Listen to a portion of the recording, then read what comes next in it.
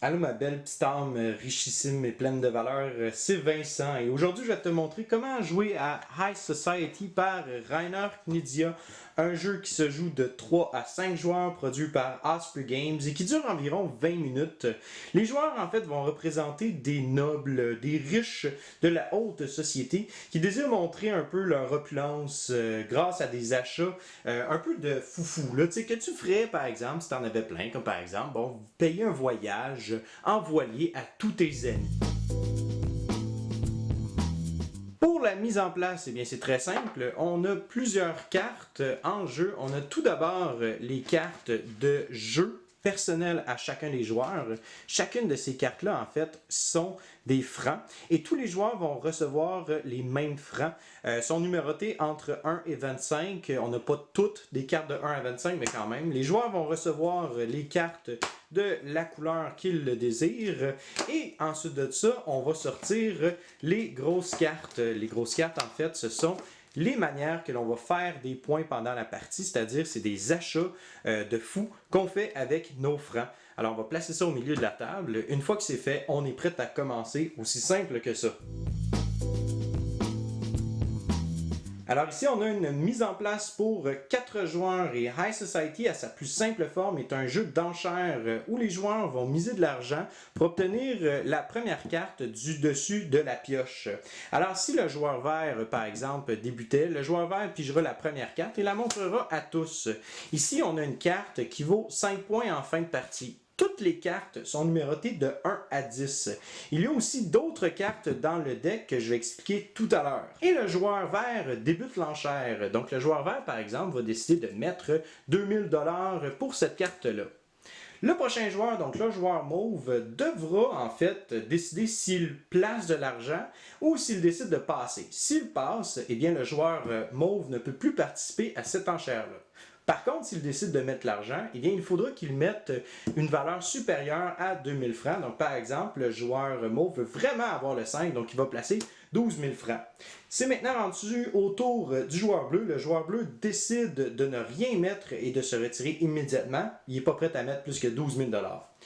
Le joueur rouge va maintenant passer son tour parce que lui aussi ça ne l'intéresse pas. Par contre, le joueur vert, lui, est un peu avare et donc va placer une valeur supérieure.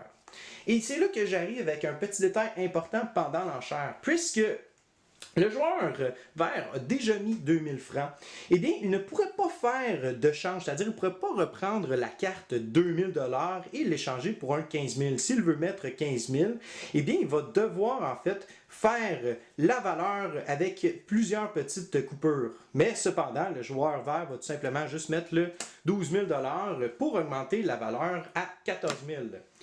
Le joueur mauve ne veut pas mettre plus que 12 000 $, alors il va tout simplement passer. Et si un joueur a passé et a mis de l'argent en jeu, alors le joueur va récupérer la carte qu'il a mis en jeu et la reprendre en main, donc il va pouvoir l'utiliser plus tard dans la partie.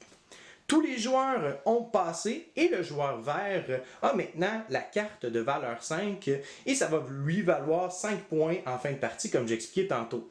Le joueur vert va prendre les cartes qu'il a mises en enchère, va les retirer de sa main et placera la carte valeur 5 devant lui. Une fois le tour terminé, donc dès qu'un joueur a récupéré la carte, eh bien le prochain joueur actif sera celui qui a gagné la carte. Donc dans ce cas-ci, c'est encore au tour du joueur vert de commencer l'enchère. Et on va continuer comme ça jusqu'à temps qu'on arrive en fin de partie.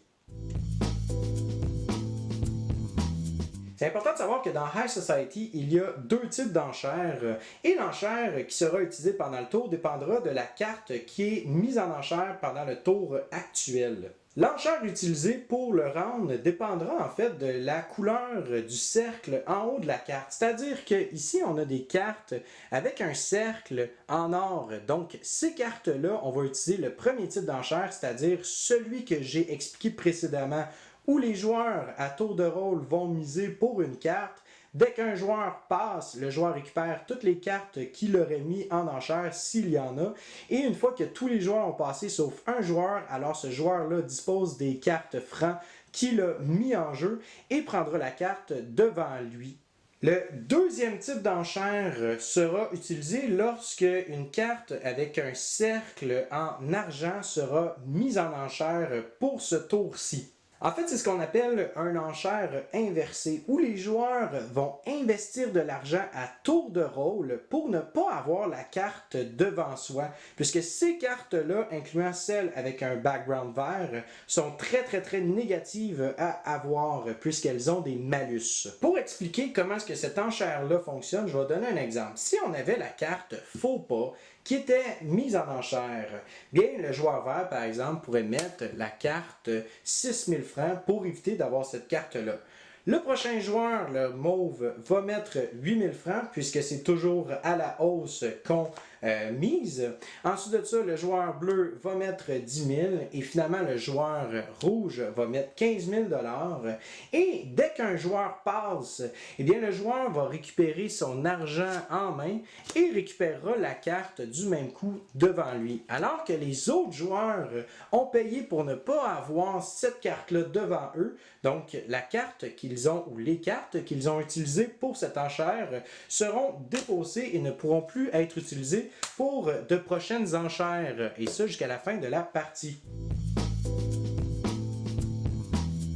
Alors, on a 3 cartes avec un cercle argenté. On a le faux pas, le scandale et le passe. La carte faux pas va me faire perdre une carte que j'ai devant moi si je la récupère. Donc, si par exemple, je récupérais le faux pas, je pourrais décider de détruire la carte champagne, la carte vacances ou la carte objet d'art. Donc, évidemment, je vais détruire la carte 2 pour la placer devant moi comme ceci. Si par contre, un joueur récupère la carte faux pas et qu'il n'a pas de carte avec un background beige et un cercle en or, eh bien la carte va rester active jusqu'à temps que le joueur obtienne une de ces cartes-là. Donc dès que le joueur obtient une carte, eh bien cette carte-là est défaussée automatiquement, ainsi que le faux pas. La carte passe te fera perdre 5 points en fin de partie. Donc par exemple, si 6 plus 7, 13, moins 5, donc 8 points. Le scandale, en fait, va diviser mon total par 2 à la fin de la partie. Donc, par exemple, si j'avais ça devant moi en fin de game, 7 plus 6 égale 13, divisé par 2, 6.5, et on arrondit à la hausse, donc mon score final serait de 7 points. Parlant de la carte Scandale, cette carte-là fait partie d'un lot de 4 cartes qui sont différents des autres cartes. La première différence, c'est que ces cartes-là ne te donnent pas des points directement. En fait, elles vont multiplier ou diviser ton score final en fin de partie. D'ailleurs, les multiplicateurs sont cumulables. Donc, si tu en as 2, eh bien, tu fais x4. Et si tu as les 3 cartes, tu ferais x8. Autre dénominateur commun pour ces cartes, c'est que le background est vert plutôt que beige. La raison est simple, c'est que ça va nous donner en fait un cue visuel rapide et efficace pour savoir le temps de jeu qui reste à la partie. Parce que, évidemment, les cartes vertes sont mélangées avec le reste des autres cartes. Et dès que la 4e carte verte sera pigée du dessus de la pioche, eh bien cette carte-là ne sera pas mise en enchère et c'est ce qui va déclencher la fin de partie. Alors on termine immédiatement et toutes les cartes restantes dans le deck ne seront pas jouées pour cette partie. Alors, dans la partie ici, la 4e carte verte a été pigée, donc on va la retirer, ainsi que les autres cartes qui étaient restantes dans la pioche.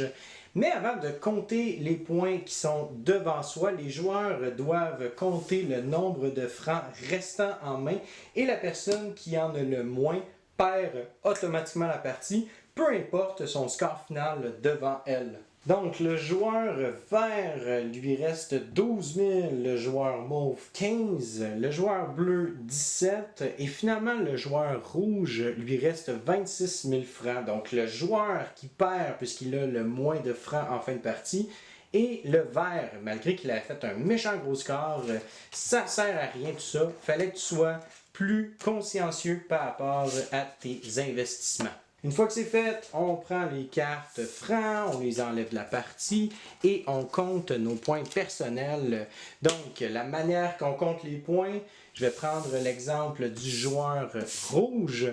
On va compter en fait toutes nos cartes avec un background beige et on va faire le total de ça et ensuite on va faire les multiplicateurs ou la division.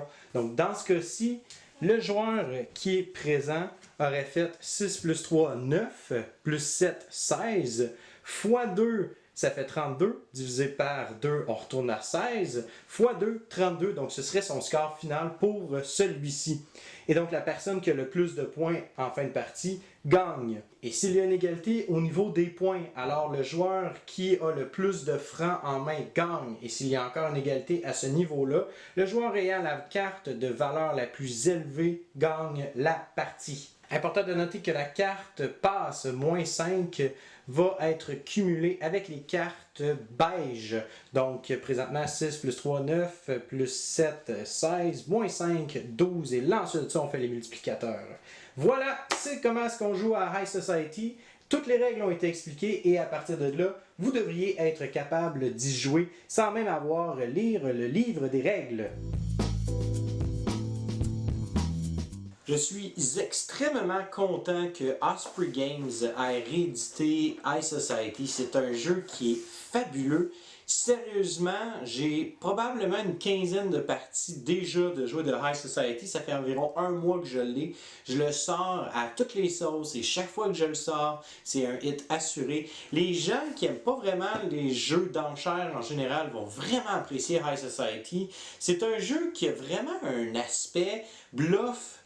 Push your luck aussi, stop ou vas-y, parce qu'on veut miser de l'argent pour s'assurer que les autres joueurs puissent mettre un peu plus d'argent tout le temps pour qu'ils aient de moins en moins d'argent dans leurs mains, puis que quand ils se retrouvent devant des cartes avec un chiffre qui est super élevé ou une carte malus, à ce moment-là, ils doivent faire des sacrifices très très déchirants qui pourraient peut-être leur coûter la partie. Je trouve que ce jeu-là a quelque chose d'extraordinaire avec des règles super simples, des petites choses du genre en passant, si tu as le moins de francs dans les mains à la fin de la partie, eh bien tu perds. Juste cette règle-là, ça vient complètement changer ta perspective de comment est-ce que tu joues et jusqu'à quel point tu veux investir pour différentes cartes.